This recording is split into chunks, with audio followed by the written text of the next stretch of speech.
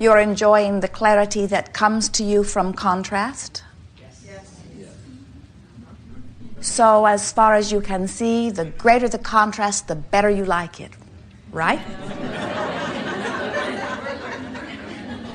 We always have to push it just a little too far, don't we? Contrast is a very good thing, though, isn't it? Because from it, you are able to focus. And as creators, focusing is the art that you most understood before you made the decision to come forth into these bodies. In fact, these bodies themselves are focusing mechanisms. You said, wouldn't it be a wonderful thing if a part of this huge consciousness that is me, you said, from your non-physical perspective, could focus more specifically into an individual personality, interacting with many others who are focused similarly, who want differently, who believe differently, who live and create differently. Wouldn't it be nice if we could just move about together, providing contrast for each other, giving each other an opportunity to come to new, clear conclusions? And that's what's happening here in this physical environment. You are interacting together for the benefit of one another. It's an interesting thing as we watch you, because most of you seem to have forgotten that your contrast is of benefit to one another, because you seem to want others to think and want and believe just as you do. In fact, it seems to be the dominant quest of humanity. Let's get everyone to agree with us. When you are defying the laws of the universe, you are certainly defying the intent that you held as you came forth. When Jerry and Esther first began interacting with us in this format, they talked about how well they get along. But Esther mentioned that they are not identical in all of their desires. And we said, if you were identical, it would have been necessary only for one of you to come forth. In other words, the variety in perspective and the variety in conclusion and therefore in desire that is summoned is what keeps the balance of this universe. It's what literally makes the world go around. It's what puts the eternalness in eternity. It's what causes the continual perpetuation or motion forward. It is why you are on the leading edge of thought. And so we say this to you not because we want you to look out into your environment and see things that you know very clearly that you do not want and accept them and even begin voting for them and campaigning for them. We are not encouraging you at all to find things unwanted and say you want them.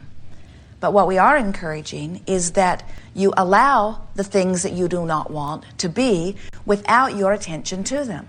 In other words, it is not necessary that everything be as you think you want it to be. Now, in order for you to understand that, you have to begin to accept that law of attraction abounds and that law of attraction is a manager that sorts everything out. And when you begin to understand that law of attraction is a manager, so to speak, that sorts everything out, and that it is responding to vibrations that are being emitted, and then you further understand that you have absolute control over your vibration that you are emitting, therefore you have absolute control over your point of attraction, then you are willing to allow others to be and do and have as they choose. Until you understand that, we can see why you would be like so many others who want to try to control conditions. Because when you look out into a sea of conditions and you see conditions that please you, it is natural that you would say, I like that, I want more of that, I embrace that, or I support that, or I vote for that. I say yes to these conditions that please me.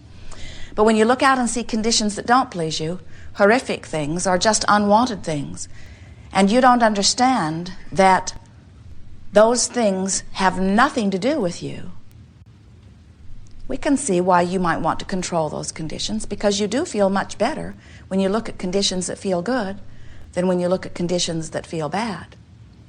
But the key for you is paying attention and, in fact, practicing what you give your attention to. Law of attraction is a big assistant there for you. If you have been giving quite a bit of attention to something unwanted, let's say, it has then activated in your vibration. And when something unwanted has been activated in your vibration, then law of attraction is going to bring more of it to you. It's just how it works. So the key for you is to not have so much unwanted stuff activated in your vibration. And most humans say, good, I like that too. Get rid of it and it won't be activated in my vibration. And we say, you've been trying that and we think it's a good time for you to give it up, because after all of these eons of humankind attempting to feel better by controlling conditions, you talk about unconditional love. Most just don't understand what it means. And unconditional love means letting the conditions be as they be while you focus as you choose to focus, activate within you something that is pleasing to you while you activate it. Law of attraction then responds to your activation and gives you the perfect life. And a perfect life is rather easy to live if you will keep your nose out of everyone else's life. But when you look out into those imperfect lives and you say, someone should do something about that, and you activate the imperfection that they're living in your vibration so that now you're not very happy, and eventually you may even begin to manifest some of the very thing that you saw over there, then you come to a workshop like this and you say, how can I make my life better? Or how can I be of value to others?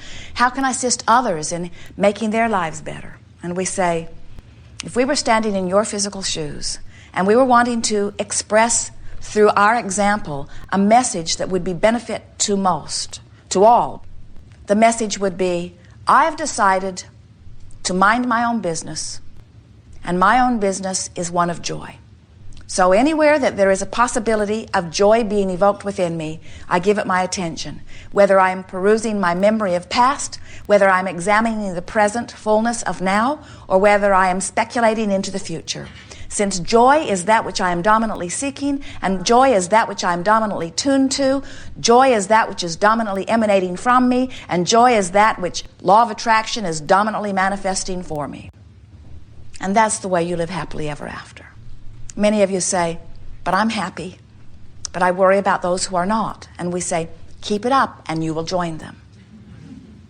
You say, well, I don't want to be unhappy. I want to be happy, but I want to help those who are not happy. And we say, then you must see them as happy. You say, but they're not happy. There's this problem and this problem. And we say, keep it up and you will join them. And you say, but I don't want to join them. I want them to be happy. I want them to be happy like me, damn it. I want them to be happy like I used to be before I noticed they weren't happy. And we say, only you can control the way you feel, and you can control the way you feel, but you have to decide that you want to feel good. And when you decide that you want to feel good and you begin practicing good feeling thoughts, then you activate vibrations within you that are dominantly good feeling vibrations, and then your life expresses that and you spread that everywhere you go. And so, how does one go about observing everything around, plenty of it good, plenty of it not so good, without feeling the discord of what is not wanted? How does one go about activating chosen vibrations rather than life experience seeming to choose them for you? And we say there are a few tools. One is being a selective sifter, wanting so much to feel good that you just keep looking for things that do feel good. The other is not a new tool, but we're speaking it to you in new terms here today. It's what some call creative visualization. We've called it that. Today we are calling it virtual reality. It's where you decide everything about a sequence of thoughts, and in doing so, you activate vibrations that serve you extremely well. Jerry awakened from a dream recently. It was a very vivid dream. It occurred to me, he said, that I created every character in my dream, and I created their relationship with me. I gave them their moods and attitudes, and I put the very words in their mouth. And we said, you do that in your wake state too. Oh, that's interesting, isn't it? You mean everything that every person says to me or does to me or feels about me is my doing? Yes. Because you have practiced activating vibrations that you, without realizing, are activating in others. And further, law of attraction is managing the rendezvousing of everybody that comes to you. So if there was not an activation point that matched, you wouldn't be having the rendezvous that you're having to begin with. Sometimes we see you be standing in the middle of something not very much wanted. And you say, somebody should do something about that. Esther's line that she learned from a very funny dear friend years ago is, somebody should call somebody. Somebody should do something about that. And we say, somebody should. And that only somebody who can is you. You can change your vibration, and when you do, everything that touches you will change accordingly. So the virtual reality goes like this. You take on the stance of a film director, a creator of something that's going to be seen on the screen. And you choose where it will take place, what time of day it is, what the atmosphere feels like, what is the general mood of the place, how does your heart feel as you stand in the middle of it, who else is there, what is the mood or attitude of the other, what words do you exchange, how does it feel as you exchange them? Powerful creating. So, as we're moving forward here today, we'll assist you in choosing some virtual realities, and we'll guide you as you use them for this one tool. Now, we're going to speak this to you many, many times today.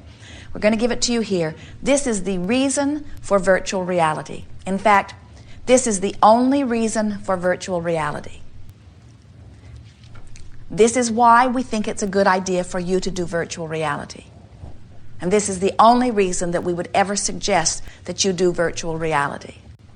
Virtual reality is for no other reason than this. There is only one reason that we want you to do virtual reality.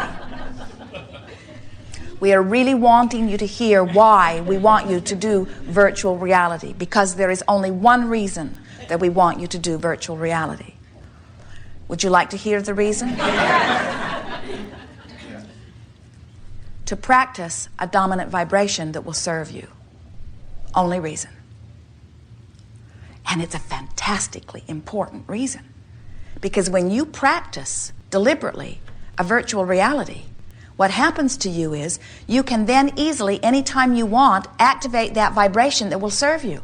And sometimes when life shows you something that you didn't mean for it to happen, but it activates another vibration within you that isn't serving you, if you've been practicing in your virtual reality a vibration that does serve you, you can get there really easily. So, there's only one reason that we want you to play with us relative to virtual reality, and that is so that you can begin to make dominant a vibration within you that is of your choosing.